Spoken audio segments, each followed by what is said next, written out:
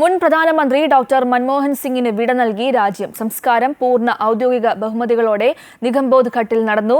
സിഖ് ആചാരപ്രകാരമായിരുന്നു സംസ്കാര ചടങ്ങുകൾ.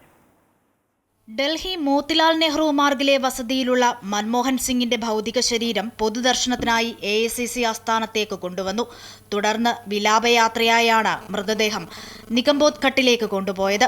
മൻമോഹൻ സിംഗ് അമർ രഹേ മുദ്രാവാക്യം വിളിച്ചാണ് പ്രവർത്തകർ മുൻ പ്രധാനമന്ത്രിക്ക് അന്ത്യാഞ്ജലി അർപ്പിച്ചത്. രാഷ്ട്രപതി ദ്രൗപദി മുർമു, പ്രധാനമന്ത്രി നരേന്ദ്രമോദി എന്നിവർ ഉൾപ്പെടെ നിരവധി പ്രമുഖരും പാർട്ടി പ്രവർത്തകരും സംസ്കാര ചടങ്ങിൽ പങ്കെടുത്തു. കോൺഗ്രസ് അധ്യക്ഷൻ മല്ലികാർജ്ജുൻ ഖർഗെ, പ്രതിപക്ഷ നേതാവ് രാഹുൽ ഗാന്ധി, സോണിയാഗാന്ധി, മറ്റു കേന്ദ്ര നേതാക്കൾ, MP-മാർ, കേരളത്തിൽ നിന്നുമുള്ള കോൺഗ്രസ് നേതാക്കൾ തുടങ്ങിയവർ അന്തിമോപചാരം അർപ്പിച്ചു. ഡൽഹിയിലെ യമുനാ തീരത്തെ നിഗംബോധ് ഘട്ടിൽ പൂർണ്ണ ഔദ്യോഗിക ബഹുമതികളോടെയാണ് ചടങ്ങുകൾ നടന്നത്.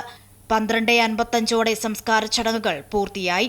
മൻമോഹൻ സിംഗിന്റെ വിയോഗത്തോടനുബന്ധിച്ച് രാജ്യത്ത് 7 ദിവസത്തെ ദുഃഖാചരണവും പ്രഖ്യാപിച്ചിട്ടുണ്ട്.